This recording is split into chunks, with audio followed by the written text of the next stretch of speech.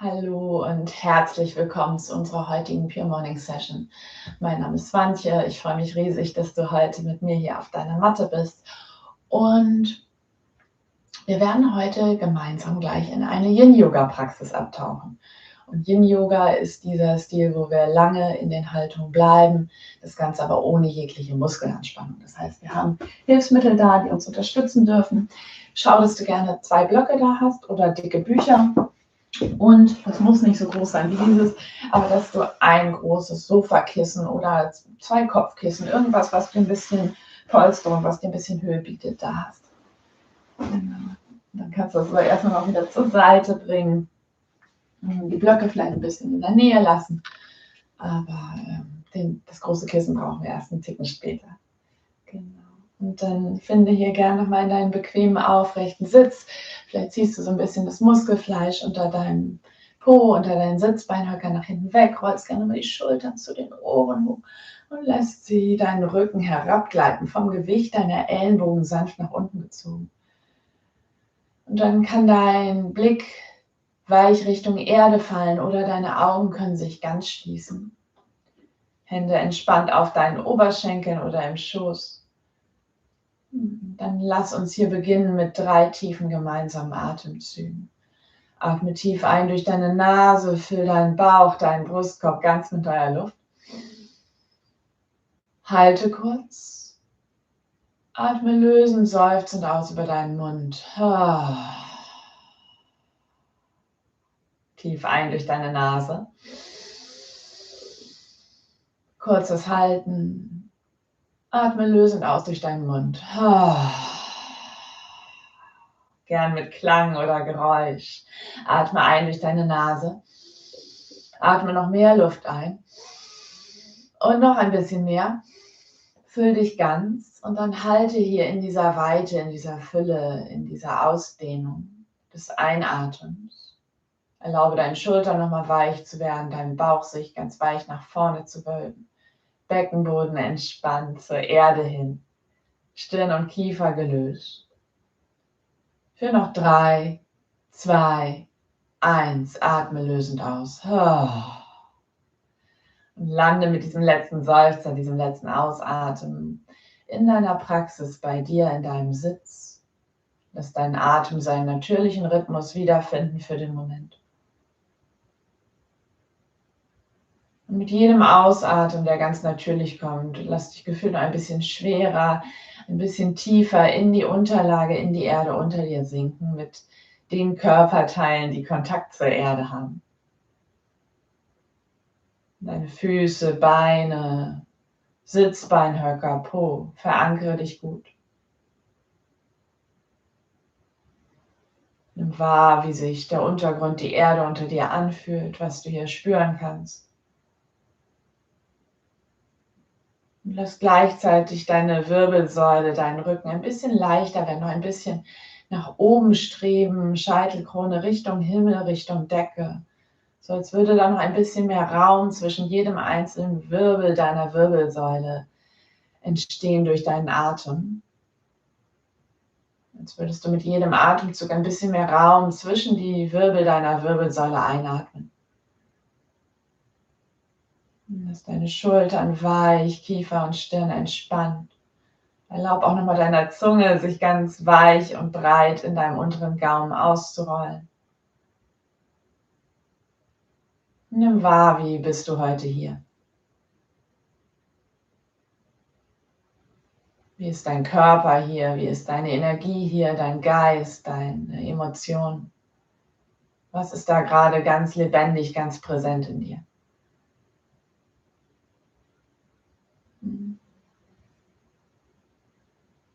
Atme nochmal tief ein. Lösend aus. Lass deine Fingerspitzen Richtung Erde sinken. Der nächste Einatmen, heb deine Arme weit über die Seiten. Vielleicht folgt dein Blick deinen Fingerspitzen. Und ausatmen. Du ziehst die Daumen zärtlich über deine Stirn, deine Nase, Lippen, Kinn, Hals, bis vor dein Herz, dein Brustbein. Noch zweimal so einatmen. Deine Arme heben sich weit. Du streckst dich, nimmst Raum ein. Und ausatmen, sammelst dich ein, zentrierst dich vor deinem Herzen. Einmal noch einatmen, deine Arme steigen auf Richtung Himmel, da kann eine leichte Rückbeuge sein. Und ausatmen, Daumen sinken vor dein Herz.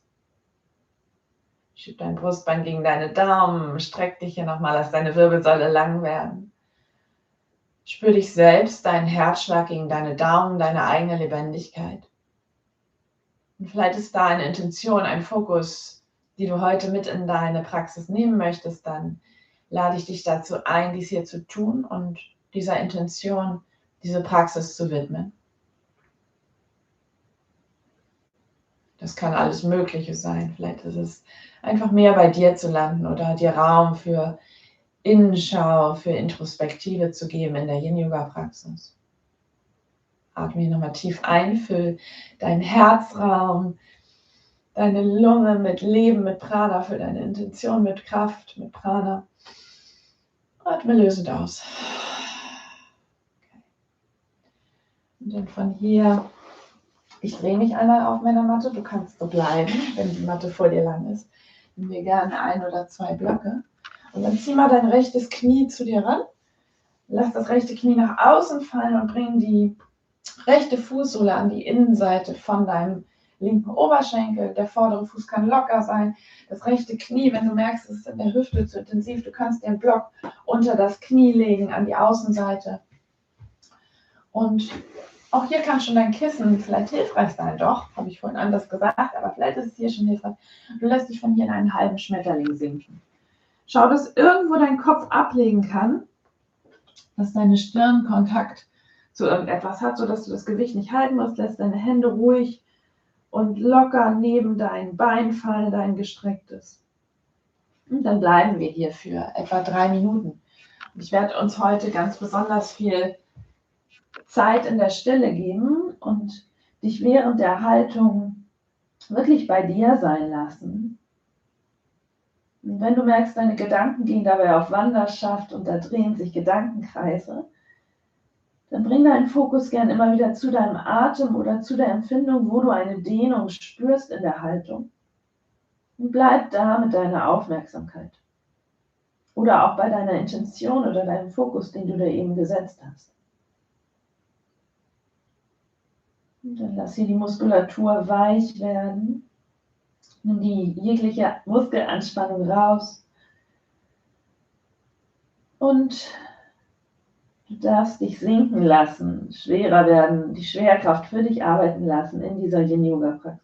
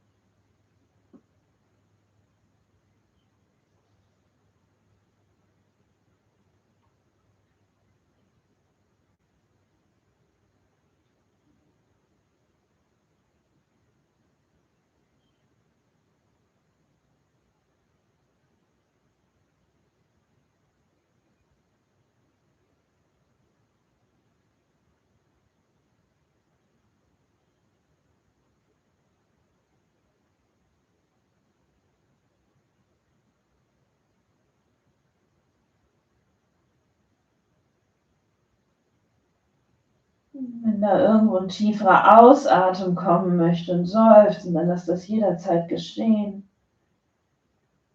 Noch 3 tiefe Atemzüge hier.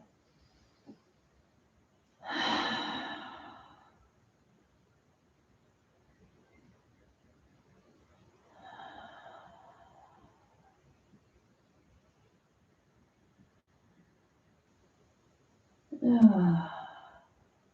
Und dann bring deine Handflächen in die Erde, links und rechts von deinem gestreckten Bein.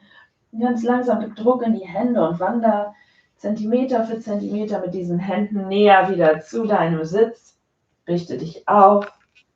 Nimm einmal wahr, wie diese Veränderung deiner Lage im Raum sich für dich anfühlt. Und dann nimm dir dein Kissen und ich drehe mich hier ein bisschen, damit du das besser sehen kannst. Zuerst, das rechte Bein bleibt so, wie es ist. Du winkelst das linke an und bringst das Knie vom linken Bein in die Fußsohle vom rechten. Wie so ein Sitz im Reh oder auch in der Meerjungfrau. Und dann bringst du einfach dein Kissen hinter dich. Ich drehe mich ein bisschen, damit ich das dir zeigen kann. Und du bringst dieses Kissen direkt in deine rechte Hüfte. Und von hier bringst du jeweils eine Hand neben dein Kissen und beginnst dich mit dem Bauch Richtung Kissen zu drehen und dich hier mehr und mehr Richtung Erde abzulegen. Und dann kann dein Blick von deinen Knien wegkommen und du legst die linke Schläfe auf das Kissen. Vielleicht hast du auch die rechte Schläfe auf dem Kissen oder die Stirn. Lass die Arme in die Erde sinken, deinen Bauch, Brustkorb sich Richtung Kissen drehen, Richtung Polster. Und dann auch hier etwa 3 Minuten in dieser sanften Drehung, in unserem gedrehten Reh, und ich lasse dich wieder in die Stille gehen, in die Begegnung mit dir selbst, mit deinem Inneren.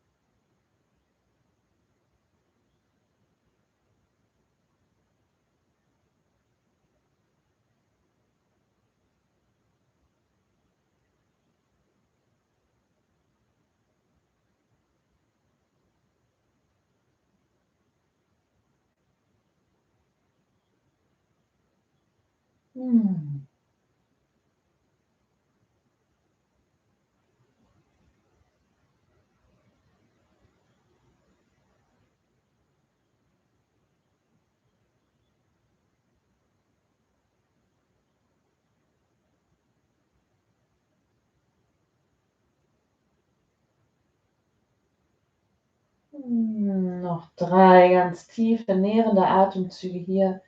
Tief in deinen Bauch, in deinen Brustkorb, in den unteren Rücken. Gern lösend aus.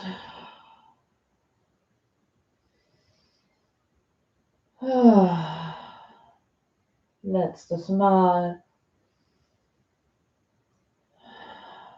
Und dann bring erstmal die Hände wieder aufgestellt, rechts und links neben dein Kissen.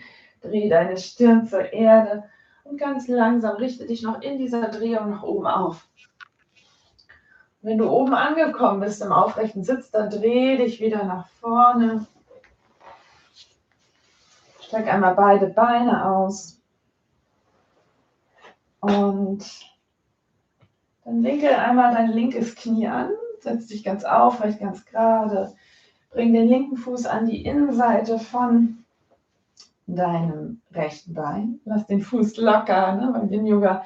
Alles kann immer dahin fallen, wo es hin möchte. Nimm dir deine Unterlage unter die Stirn, sodass wir in den Schmetterling auf der anderen Seite kommen.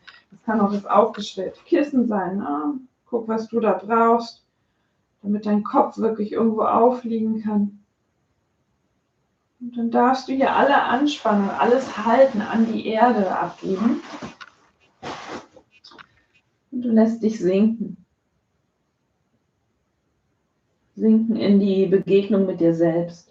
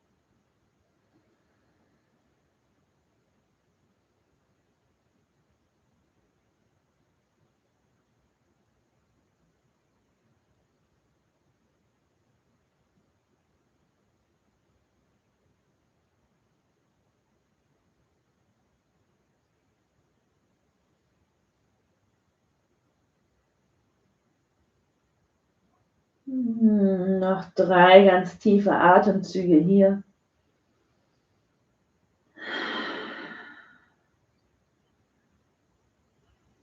Und dann bringe zuerst einmal wieder deine Handflächen in die Erde neben deinem gestreckten Bein. Und ganz langsam wandere dich hier wieder auf in den aufrechten Sitz. Millimeter für Millimeter. Nimm für einen Moment wahr, wenn du oben angekommen bist, wie das sich anfühlt.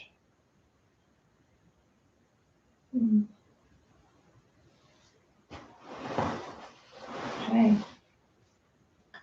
Und dann lässt du dein linkes Bein angewinkelt und nimmst dein rechtes Bein, winkelst es auch an, bringst dein rechtes Knie an die Fußsohle vom linken Fuß, sodass die Innenseite vom rechten Bein auf der Erde liegt. Ein bisschen wie 2 Dreiecke hier. Und dann bringst du das Kissen an deine linke Hüfte. Ich muss mich wieder ein bisschen drehen, damit ich hier nicht mit der Wand kollidiere. Und dann drehst du dich wieder so, dass eine Hand auf jeder Seite vom Kissen ist und wanderst dich jetzt langsam Richtung Erde ab. Legst die rechte Schläfe auf das Kissen, wenn dein Nacken die Drehung so okay findet. Lässt die Arme locker sinken, sodass dein Bauch, dein Brustkorb wirklich auf dem Kissen ablegen kann. Und es geht beim Yin-Yoga nicht darum, wie tief du irgendwie reinkommst, sondern dass du da eine Dehnung spürst, dass du das Gefühl hast, dass du die Anspannung abgeben kannst, die Anspannung deiner Muskeln. Und du lässt hier wieder die Schwerkraft für dich arbeiten, während du tiefer sinkst.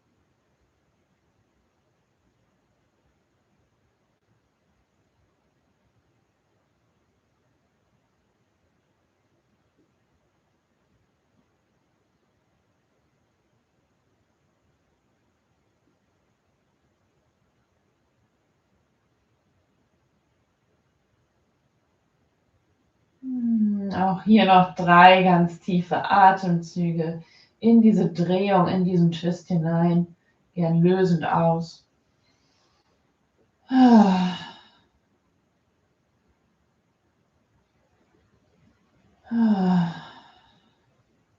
Letzter Atemzug hier.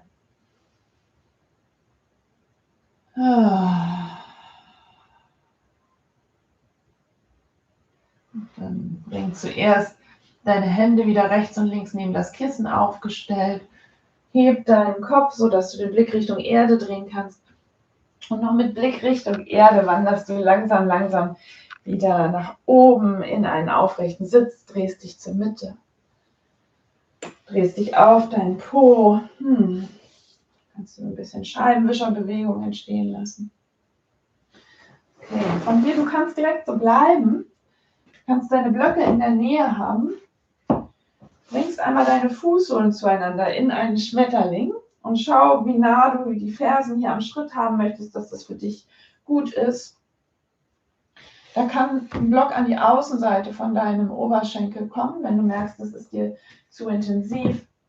Und dann ziehst du dein Kissen so nah wie möglich an dein Po, an dein Steißbein. Bringst eine Hand rechts, eine Hand links neben das Kissen. Und ganz langsam krabbelst dich hier nach unten, bis du auf deine Ellenbogen kommst. Ziehst die Schulterblätter nochmal zusammen und legst dich ab in einen liegenden Schmetterling. Lass die Handflächen gerne nach oben drehen. Je weiter die Arme nach oben kommen, umso mehr hast du noch eine Öffnung in deinen Schultern, in deinen Armen. Schau, dass dein Kopf irgendwo ablegen kann und dann gibt es hier nichts zu tun, außer wieder die Schwerkraft für dich arbeiten zu lassen.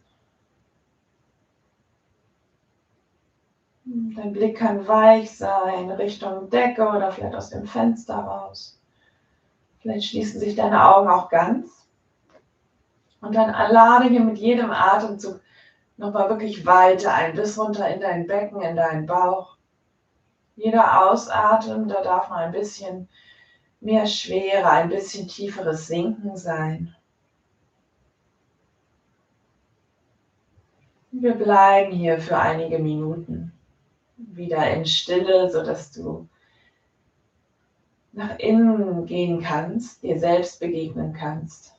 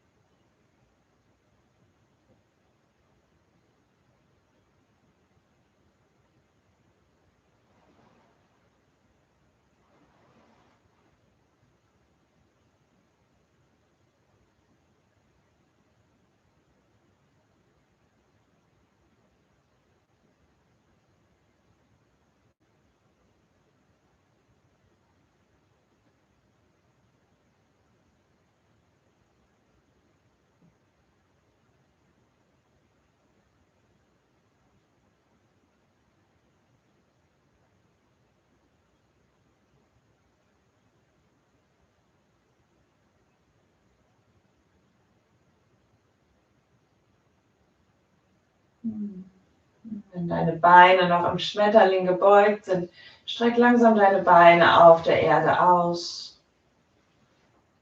Nimm die Veränderungen wahr in dieser Haltung durch die gestreckten Beine. Nimm dir noch 3 tiefe Atemzüge hier. Bis tief in dein Becken hinein, in deinen unteren Bauch, Herz, Brustraum.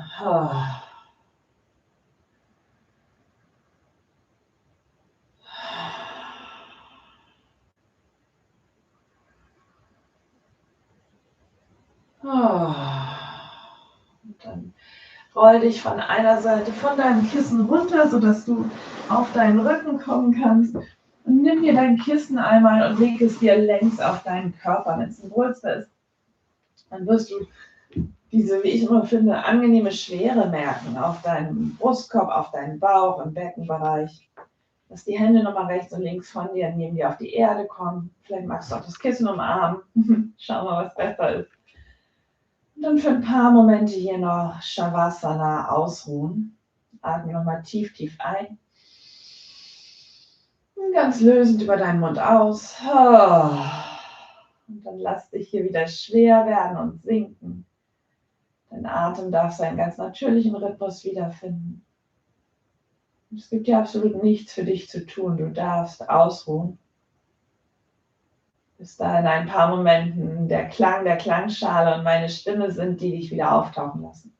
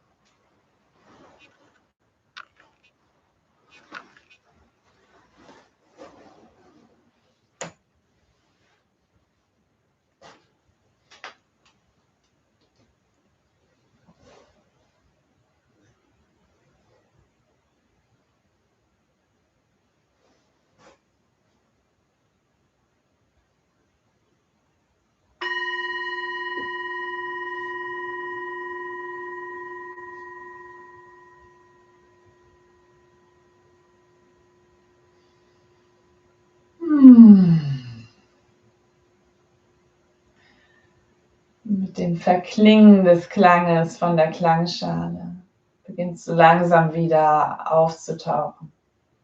Auf deine Art und Weise. Wenn du länger liegen bleiben möchtest, bist du herzlich eingeladen, dies zu tun. Kannst du, wenn du die Aufzeichnung schaust, einfach pausieren hier und dir deine Zeit im Ausruhen, im Shavasana noch verlängern. Immer super gut. Wenn du mit mir weiter hier in deine wache Phase, in deinen Tag oder Abend starten möchtest, dann tauch wieder auf in deiner Geschwindigkeit, auf deine Art und Weise. Da können tiefere Atemzüge sein. Vielleicht sind da kleine Bewegungen oder Berührungen, ein Räkeln, ein Strecken. Und in deiner Geschwindigkeit, wenn du dich entschlossen hast, wieder aufzutauchen, lande noch einmal in einem aufrechten, angenehmen, stabilen Sitz deiner Wahl. Lass gerne deinen Blick nochmal weich Richtung Erde gehen oder deine Augen sich ganz schließen.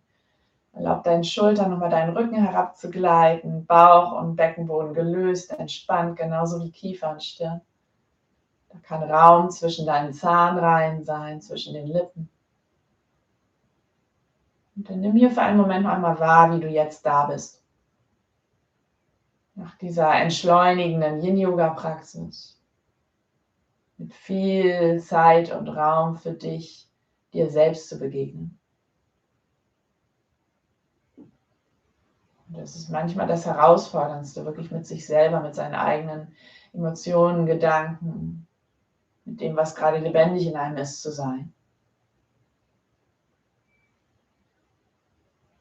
Und doch liegen da auch so viele Schätze verborgen und vergraben manchmal, dass es sich zumindest meiner Erfahrung nach immer lohnt, auch wenn es herausfordernd sein kann. Dann lass hier noch einmal beide Hände vor deinem Herzen zusammenfinden, gerne im Anjali Mudra oder beide Hände auf deinem Herzen. Dann lass uns diese Praxis mit einem tiefen Ein- und Ausatmen beenden. Atme tief ein durch deine Nase. Atme noch ein bisschen mehr Luft ein und noch ein bisschen mehr. Und dann ganz lösend aus. Vielleicht haben sich deine Augen schon aufgeblinzelt. Wenn sie es noch nicht haben, dann lass sie sich gerne jetzt aufblinzeln. Orientiere dich bei dir im Raum. Schau gerne nicht als erstes auf den Bildschirm, sondern vielleicht bei dir aus dem Fenster raus oder irgendwas in deinem Raum, was dein Auge erfreut, was du hübsch findest oder schön. Und dann danke ich dir so sehr, dass du gemeinsam mit mir auf deiner Matte warst, dass wir gemeinsam in die Langsamkeit gegangen sind. Wenn du Lust hast, noch mehr Yin-Yoga mit mir kennenzulernen und zu üben, am 25. Juni, genau, da ist es zwar nicht mit mir, aber da vertritt mich die liebe Maren in einer Yin-Yoga-Klasse. Und am 4. Juli, da verbinden wir Yin-Yoga-Praxis und die Magie von Kakao und lassen uns von dieser alten Pflanze und ihren Eigenschaften in unserer Yin-Yoga-Praxis halten und unterstützen. Und du bist herzlich eingeladen. Guck gerne unten drunter, um den Link dorthin zu finden. Ich danke dir so sehr fürs gemeinsame Üben und lass es dir gut gehen.